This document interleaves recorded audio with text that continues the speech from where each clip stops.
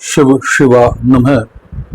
आप सभी का बहुत बहुत स्वागत। शिव शिवा की महाकृपा आप पर सदैव बना रहे, यही मेरी कामना है। आइए शुरू करते हैं शिव पुराण की वायव्य संहिता की इस कथा को और जानने का प्रयास करते हैं कि ऋषि मुनि इस कथा के माध्यम से हमें क्या समझ देना चाहते हैं। टॉपिक है ऋषियों के प्रश्न का उत्तर देते हुए वायुदेव के द्वारा शिव के स्वतंत्र एवं सर्वानुग्राहक स्वरूप का प्रतिपादन।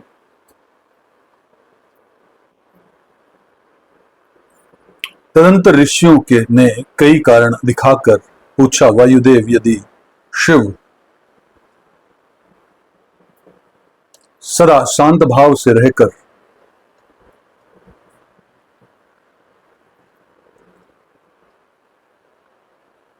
ही सब पर अनुग्रह करते हैं तो सबकी अभिलाषाओं को एक साथ ही पूर्ण क्यों नहीं कर देते। जो सब कुछ करने में समर्थ होगा वह सबको एक साथ ही बंधन मुक्त क्यों नहीं कर सकेगा।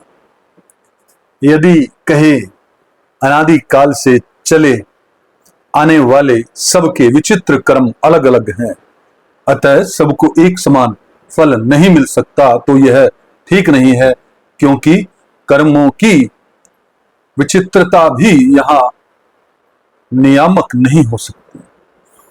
कारण कि वे कर्म भी ईश्वर के कराने से ही होते हैं। इस विषय में बहुत कहने से क्या लाभ। उपयुक्त रूप से विभिन्न युक्तियों द्वारा फैलाई गई नास्तिकता जिस प्रकार से शीघ्र ही निवृत्त हो जाए वैसा उपदेश दीजिए।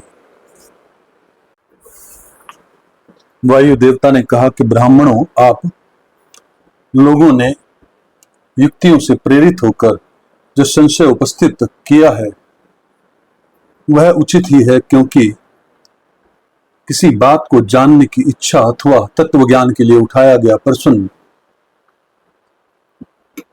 साधु बुद्धि वाले पुरुषों में नास्तिकता का उत्पादन नहीं कर सकता।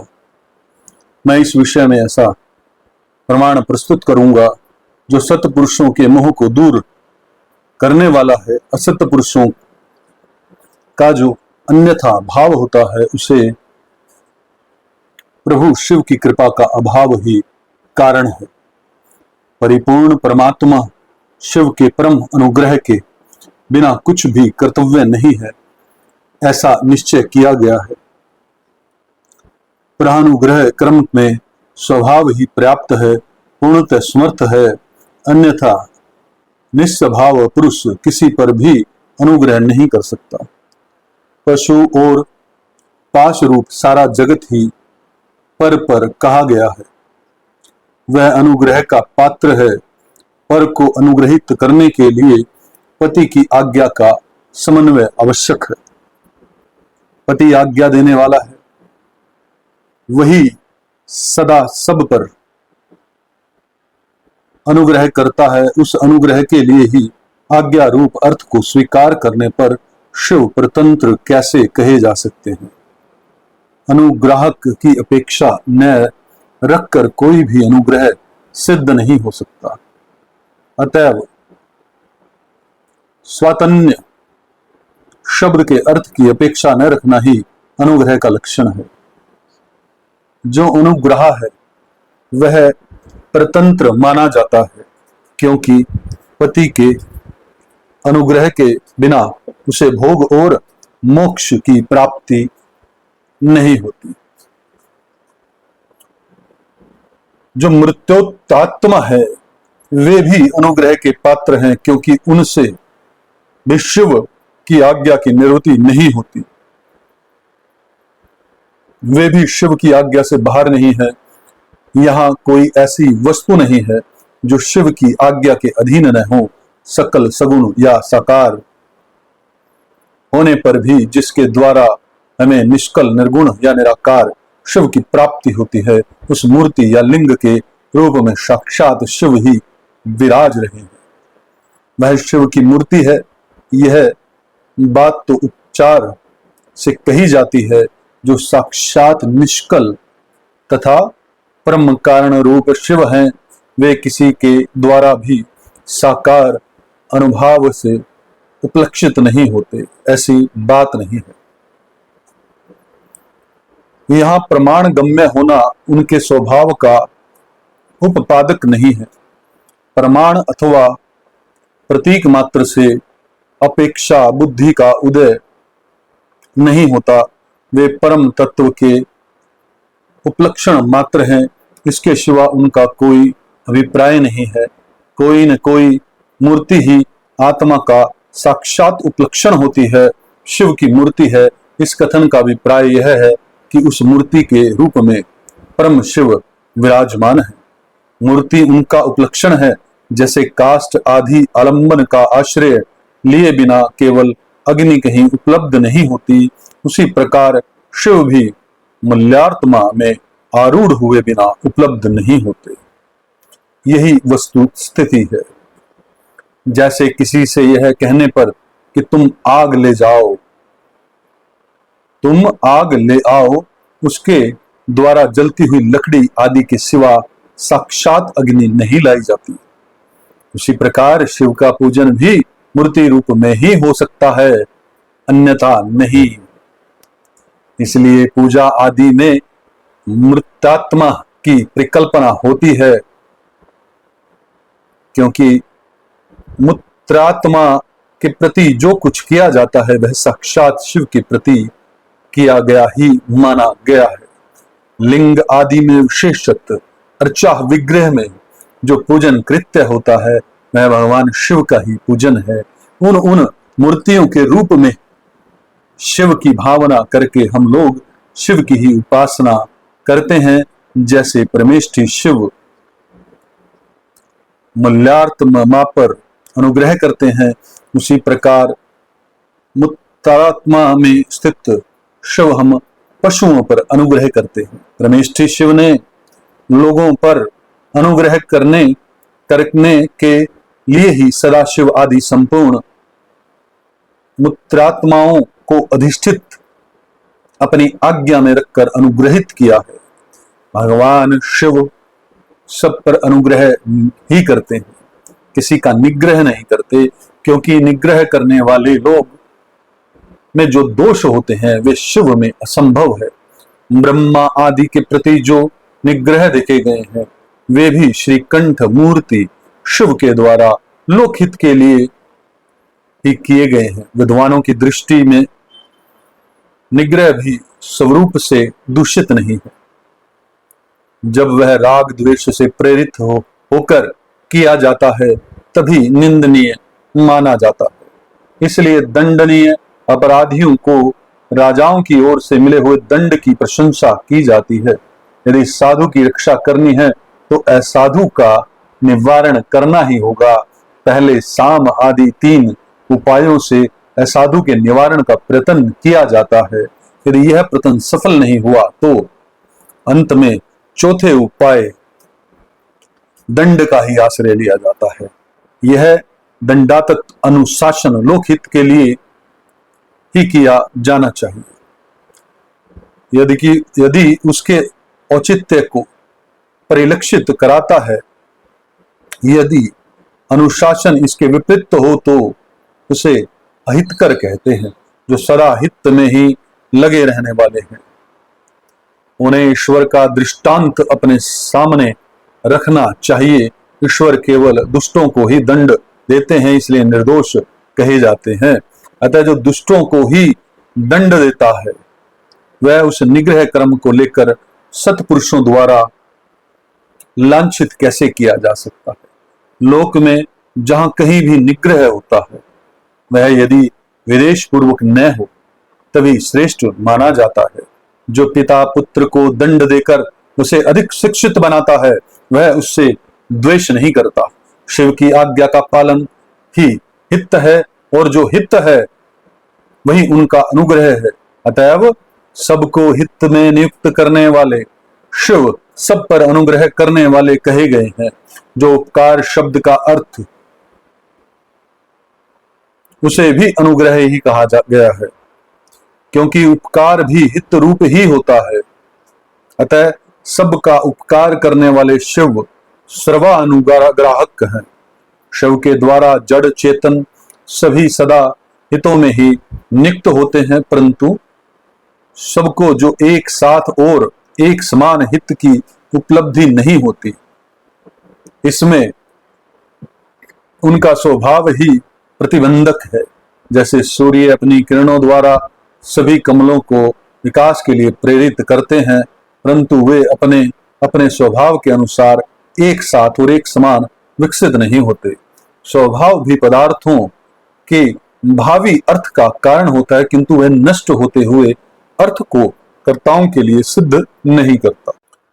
जैसे अग्नि का संयोग स्वर्ण को ही पिघलाता है, कोयले का या अंगर को नहीं, उसी प्रकार भगवान शिव परिपक्व मल वाले पशुओं को ही बंधन मुक्त करते हैं, दूसरों को नहीं। जो वस्तु जैसी होनी चाहिए वैसे वह स्वयं नहीं बनती, वैसी बनने के लिए कर्ता की भावना का सहयोग होना आवश्यक है।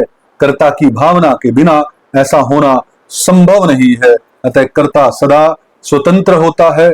सब पर अनुग्रह करने वाले शिव जिस तरह स्वभाव से ही निर्मल हैं, उसी तरह जीव संज्ञा धारण करने वाली आत्माएं स्वाभाविक मलिन होती हैं। यदि ऐसी बात न होती तो वे जीव क्यों नियम पूर्वक संसार में भटकते और शिव क्यों संसार बंधन से परे रहते। विद्वान पुरुष कर्म और माया के बंधन को ही जीव का संसार कहते हैं। वह बंधन जीव को ही प्राप्त होता है, शिव को नहीं। इसमें कारण है कि जीव का स्वाभाविक मल, यह कारणभूत मल जीवों का अपना स्वभाव ही है, आगंतुक नहीं है। यदि आगंतुक होता तो किसी को भी किसी भी कारण से बंधन प्राप्त हो जाता। जो यह हेतु है वह एक है, क्योंकि सब जीवों का स्वभाव एक सा है।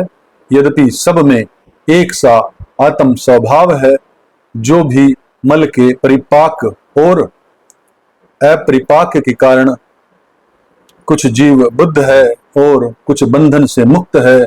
बद्ध जीवों में भी कुछ लोग लय और भोग के अधिकार के अनुसार उत्कृष्ट और निकृष्ट होकर ज्ञान और ऐश्वर्य आदि की विषमता को प्राप्त होते हैं। अर्थात कुछ लोग अधिक ज्ञान और ऐश्वर्य से युक्त होते हैं और कुछ लोग कम, कोई मूर्त्यात्मा होते हुए और कोई साक्षात शिव के समीप विचरने वाले होते हैं।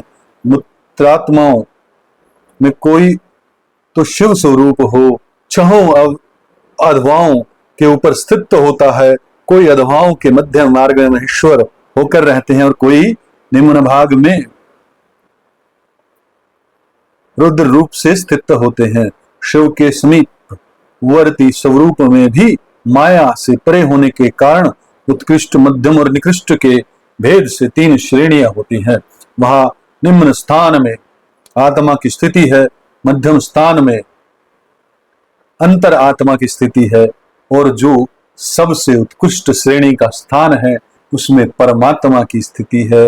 यही क्रम से ब्रह्मा, विष्णु और महेश्वर कहलाते हैं। कोई वसु जीव परमात्मा पद का आश्रय लेने वाले होते हैं, कोई अंतर आत्मा पद पर और कोई आत्म पद पर प्रतिष्ठित होते हैं। भगवान शिव तो अनायास ही समस्त पशुओं को बंधन से मुक्त करने में समर्थ हैं, फिर वे उन्हें बंधन में डाले रखकर क्यों दुख देते हैं। यहां ऐसा विचार या संदेह नहीं करना चाहिए, क्योंकि सारा संसार दुख स्वरूप ही है। ऐसे विचारवानों का निश्चित सिद्धांत है, जो स्वभावत दुख में है वह दुख रहित कैसे हो सकता है, स्वभाव में उलट फेर नहीं हो सकता। वैद्य की दवा से रोग अरोग नहीं होता, वह रोग पीड़ित मनुष्य का अपनी दवा से सुखपूर्वक उद्धार कर देता है।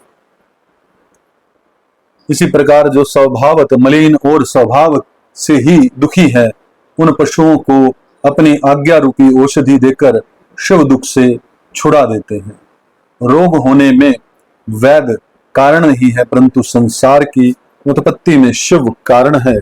अतः रोग और वैद के दृष्टांत से शिव और संसार के दृष्टांत में समानता नहीं है, इसलिए इसके द्वारा शिव पर दोषारोपण नहीं किया जा सकता। जब दुख स्वभाव सिद्ध है तब शिव उसके कारण कैसे हो सकते हैं? जीवों में स्वाभाविक मल है, वही उन्हें संसार के चक्र में डालता है। संसार का कारणभूत जो मल है, अचेतन माया आदि है, वह शिव का सानिध्य प्राप्त किए बिना स्वयं चेष्टाशील नहीं हो सकता। जैसे चुंबक मणि लोहे का सानिध्य पाकर ही उपकारक होता है, लोहे को खींचता है, उसी प्रकार शिव भी जड़ माया आदि का सानिध्य पाकर ही उसके उपकारक होते हैं, उसे सचेष्ट बनाते हैं। उनके विद्यमान सानिध्य को अकारण हटाया नहीं जा सकता। अतः जगत के लिए जो सदा अज्ञात है, वे शिव ही इसके अधिष्ठाता हैं। शिव के बिना यहाँ कोई भी प्रवृत्त चेष्टाशील नहीं होता। उनकी आज्ञा के बिना एक पत्ता भी नहीं हिलता। उनसे प्रेरित होकर ही यह सारा जगत विभिन्न प्रकार की चेष्टाएं करता है। तथापि वे शिव कभी मोहित नहीं होते।